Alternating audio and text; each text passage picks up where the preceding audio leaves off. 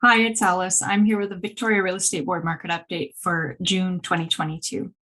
I've got my tiny little microphone here, I feel like a giant, but my computer audio stinks. So until I buy a better microphone, this is what I'm dealing with. So that's why I'm holding it. I kind of like it, actually. I'm not complaining. So anyways, what we're going to do is take a quick look at the Victoria real estate market statistics.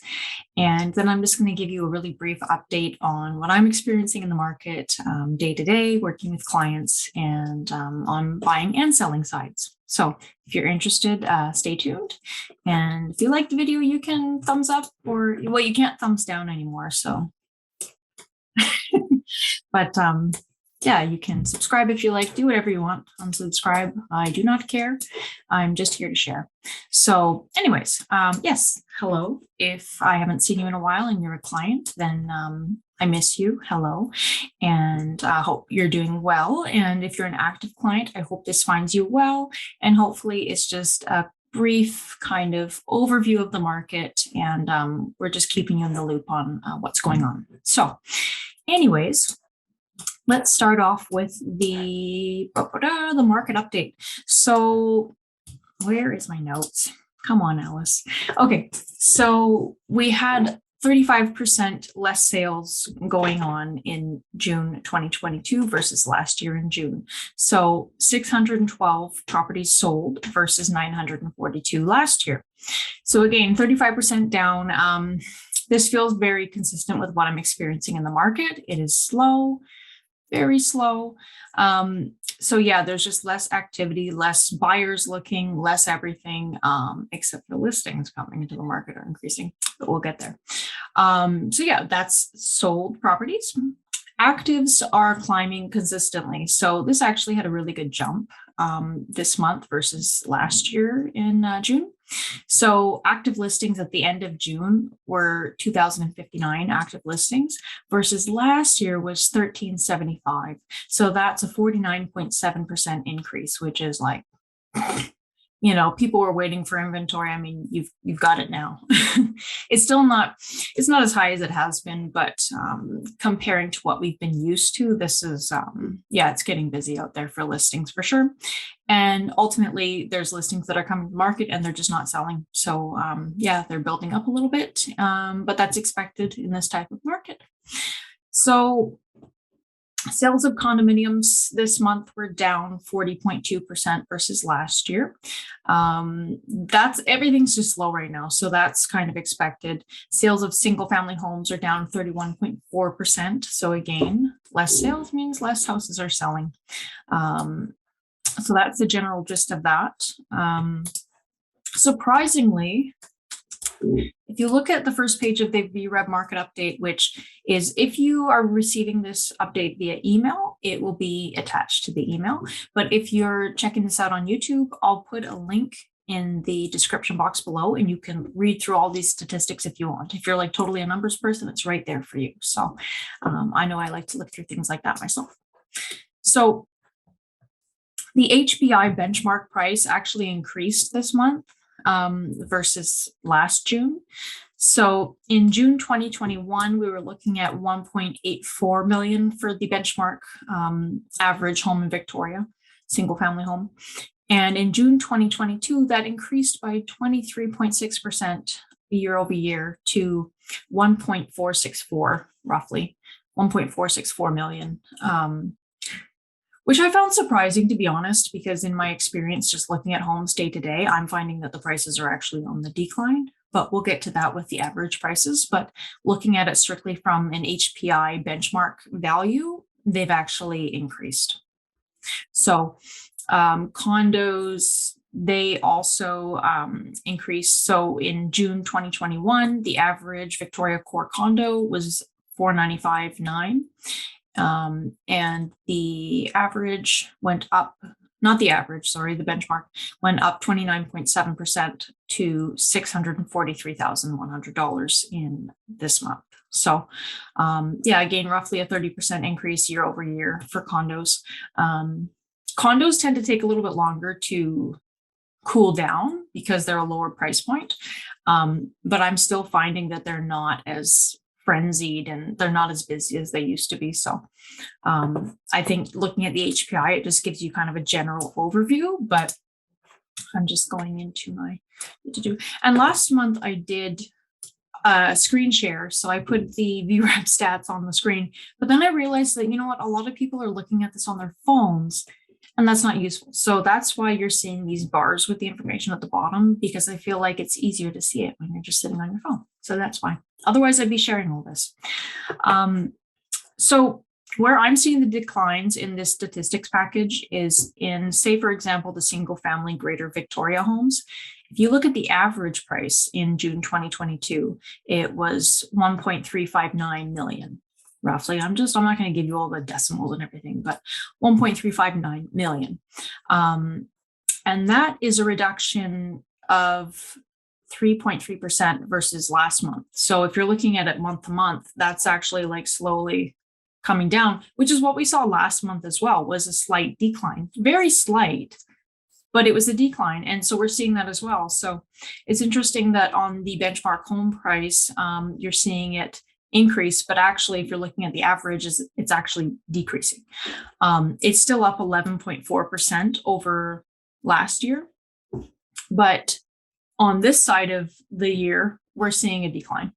And that's the same in the median price. So the median price for a single family Greater Victoria home, it was 1.18 million, and that's down 5.6% from May 2022. So again, it's a slight decline, but that's what I'm noticing. I'm not like when it says that the prices are going up in those benchmark prices by 23 and 29%. I'm not experiencing that. I'm not seeing any prices that are going up like that. Except for, like I said, last month, there are these houses, say, around Saanich and just popular areas, Oak Bay. They tend to hold on a little bit more because they have some homes that are really desirable. The areas are really desirable, but in just the average areas, I'm not seeing that at all. And especially areas that are less desirable, I'm noticing quite a difference in the activity and the pricing. It's not what it used to be. And condos are the same thing. So condos, the average price was 640,000, and that's down 2.3% versus last month. And the median price is 5.65 100,000. It's too many numbers, and that's down 5.5%. So the single family homes and the condos are both down, if you're looking at the medians, between 5.5 and 5.6%. So that's pretty consistent.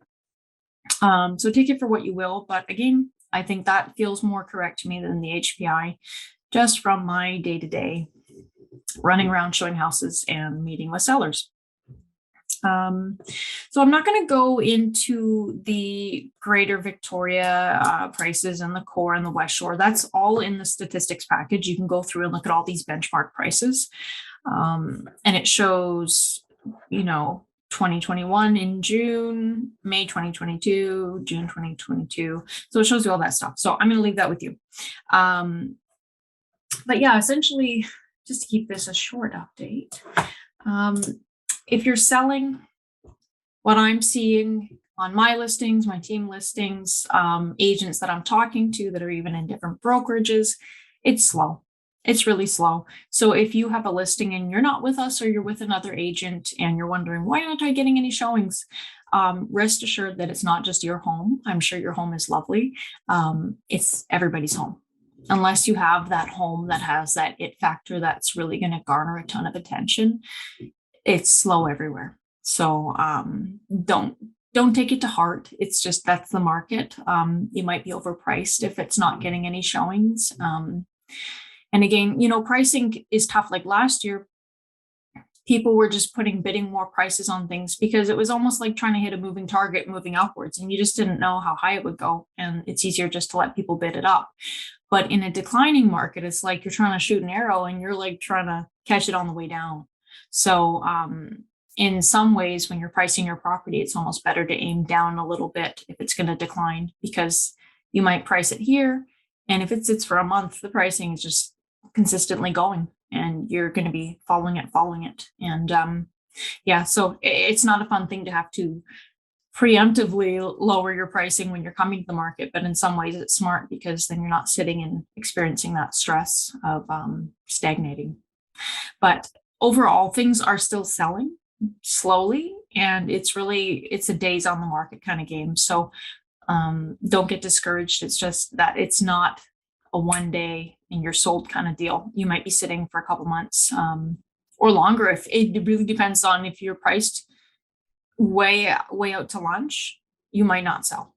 So if you want to sell, be on top of that price. Know that it's a moving target, and put your best foot forward. Don't list if you're not ready. If it's not polished up or clean or whatever, take the extra time and make sure your house is really presentable before you take it to market, because buyers are picky now. And they can be, because unfortunately, I guess you wouldn't say it's technically a buyer's market, but buyers have a lot of power right now.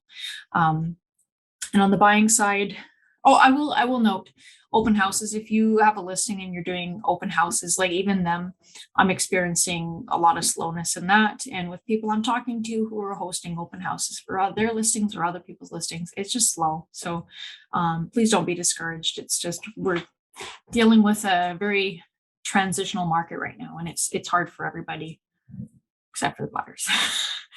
It's hard for sellers right now. If you're buying and you're kind of wondering what are other buyers doing, or you're just trying to get a sense of the market, in my experience, a lot of my buyers, to be honest, they're kind of sitting it out. And these people, were trying to buy last year and they got priced out, and now they're seeing the prices decline. And I think it's only natural that people are kind of curious, how far are they going to decline? So a lot of people, if they're not in any rush, I see a lot of people just sitting on the sidelines watching. And I understand the logic. The people who are buying, some people have been waiting for certain types of homes, and if they come up, they're like, well, this is a home we're going to live in for 10, 15 years. We want it, and they're buying. So there's nothing wrong with buying right now. There are certainly deals to be had, and on almost every home I'm looking at, there's room for subjects, which is really excellent. So it's definitely an okay time to buy. It's just if the time is right for you. I'm not a pushy person, so I'd never push anybody unless they're absolutely happy with acting and jumping into the market. So one thing I will note for buyers and sellers, I'm seeing a lot of deals collapsing. So I don't want to put a number. I want to say like 25% of the properties I'm showing. I like to be kept in the loop on the offers and what's going on, just so I get a sense of the market. And I'm seeing some properties have 3 collapsed offers in a row, which that is something, I've been licensed for almost 6 years now. I've never seen that. I've never seen so many collapse deals in my entire career. I find it interesting. And I'm kind of curious as to what's going on. I'm not privy to most details with these types of sales, but it is curious. I think perhaps some people have not re-verified their financing since getting pre-approved and having 2 rate increases, perhaps. The other thing is, a lot of buyers right now, they can be picky. So if you're selling your property and buyers have it inspected and there's issues with it, they're going to be much more likely to say no, or something better might come along and they say, no, we don't want to deal with those problems. And they have the power to do that now. Whereas last year they would do anything to get a house and there was no inspections anyways. So it's an interesting turn.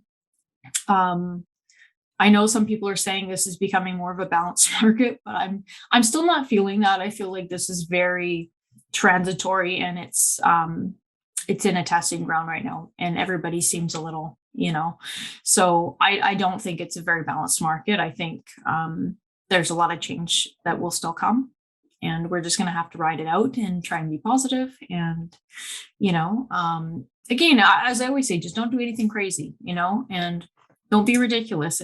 If you're overpricing your house, it's not going to sell, right? If you're trying to trick people into overpaying for something, it's just not going to happen. It's not the market for that. And for buyers, you can offer lower, but let's be reasonable on that side too. And just do reasonable deals. That's all anybody ever wants. So that's it. Mortgage rates, I'm not going to go into that too much because I'm not a mortgage broker, but like a 5-year fixed, I tend to see people getting around 5 or 5.5% fixed, or sorry, the variable rates I'm seeing are closer to like the high 3s and the 4s. So it is what it is for that. And of course, speak to your mortgage broker. Yeah, but definitely there's no shame in watching what's going on and getting a sense of it before jumping in the market. And if you're a seller, just try not to be too discouraged and, just stay positive. And, the thing is if you overprice now, you might find that it goes down even farther, and it would have been better to price it lower to start with and sell closer to this time frame than down the road. So that's it.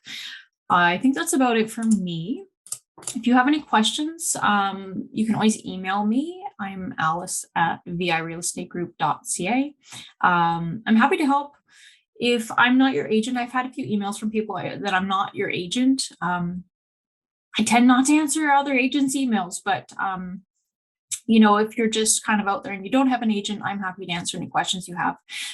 Even if you're not intending on buying or selling right away. I just like to help people. So I'm there if you need anything at all. And I hope all your real estate deals go well and all your open houses are busy and happy and all that. So until next month, I will leave you there and have a beautiful summer in the meantime. Bye.